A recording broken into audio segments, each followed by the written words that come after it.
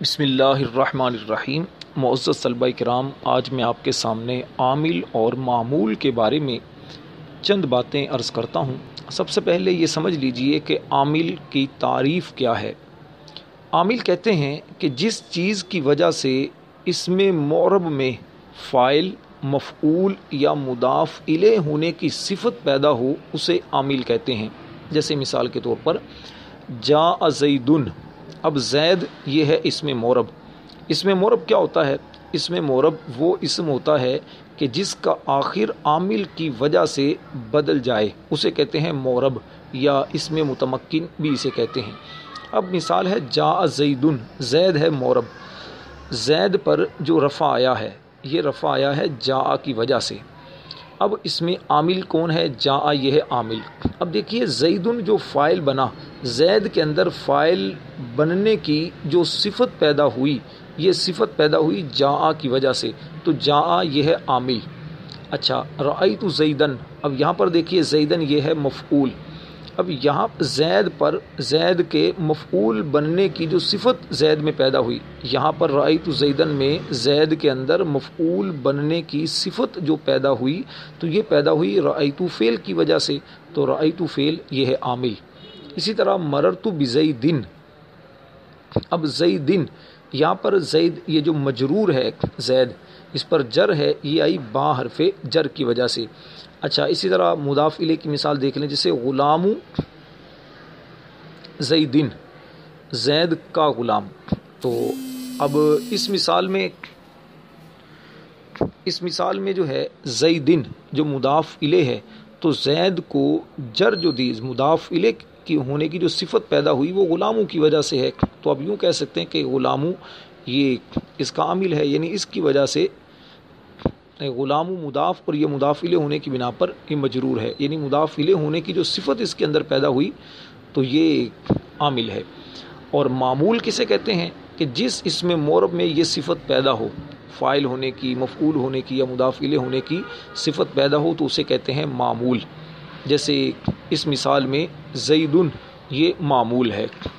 اچھا، عامل کی پھر دو قسمیں ہوتی ہیں، عامل لفظی اور عامل معنوی۔ عامل لفظی کہتے ہیں وہ عامل جو پڑھنے میں آئے، جیسے جاء زیدن، رأیت زیدن، مررت بزیدن۔ اب ان مثالوں میں جو فعل جیسے جاء، رأیت اور با حرف جر یہ پڑھنے میں آ رہے ہیں، یہ ہے عامل لفظی، یعنی جو پڑھنے میں آئے۔ اور عامل کی دوسری قسم ہے عامل معنوی، یعنی وہ عامل جو پڑھنے میں نہ آئے، جیسے زیدن قائم، اب زیدن مبتدا، قائم اس کی خبر، زید پر رفع جو آئی ہے تو یہ بھی عامل معنوی کی وجہ سے، اور قائم پر جو رفع یہ بھی عامل معنوی کی وجہ سے۔ تین چیزیں ایسی ہیں کہ جن کا عامل معنوی ہوتا ہے، صرف تین چیزیں ہیں کہ جن کا عامل معنوی ہوتا ہے۔ اس کے علاوہ باقی تمام جو معمولات ہیں، جو معمول ہوتے ہیں، ان کا عامل لفظی ہوتا ہے، یعنی پڑھنے میں آتا ہے۔ وہ تین چیزیں کون سی ہیں؟ ایک تو ہے مبتدا، دوسرا ہے مبتدا کی خبر، اور تیسرا ہے فعل مضارع مرفوع۔ فعل مضارع مرفوع یعنی یفعل جو ہے، تو مبتدا کو جو رفع دی وہ عامل معنوی۔ اب اس کا عامل معنوی کون ہے؟ اس میں دو تین قول ذکر کیے گئے ہیں۔ ایک تو عامل معنوی اس کا یہ بیان کیا گیا کہ مبتدا پر جو رفع آئی ہے اس کے ابتدا میں آنے کی وجہ سے، یعنی مبتدا کا ابتدا میں آنا یہ اس کا عامل معنوی ہے۔ اور دوسرا یہ بیان کیا گیا کہ خبر کا مبتدا کے بعد ہونا، یا خبر کا مبتدا کے بعد ہونا، یعنی خبر نے مبتدا کو گویا رفع دی ہے۔ ایک قول یہ ہے۔ اچھا، خبر کے بارے میں بھی اسی طرح ہے کہ ایک قول تو یہ ہے کہ خبر کو جو رفع دی ہے، خبر کو رفع عامل معنوی نے دی، یعنی خبر کا مبتدا کے بعد واقع ہونا یہ اس کا عامل معنوی۔ اور دوسرا یہ بیان کیا کہ خبر کو رفع مبتدا نے دی ہے۔ اور فعل مضارع مرفوع یعنی یفعل، اس کا عامل معنوی کیا ہے کہ فعل مضارع کا لفظی عامل سے خالی ہونا یہی اس کا عامل معنوی ہے۔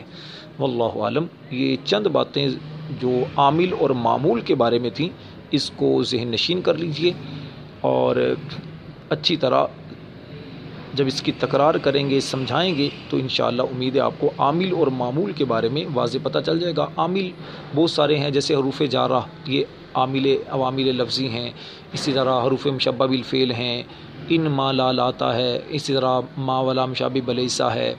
اچھا، اسی طرح کیا کہتے ہیں افعال قلوب ہیں، ٹھیک ہے، تو یہ جو ہیں یہ عامل لفظیہ ہیں، یعنی لفظوں میں پڑھے جاتے ہیں، نظر آتے ہیں، ان کے پڑھے جاتے ہیں، نظر آنا نہیں، پڑھنا، یہ پڑھے جاتے ہیں۔ اللہ تعالیٰ علم نافع عطا فرمائے۔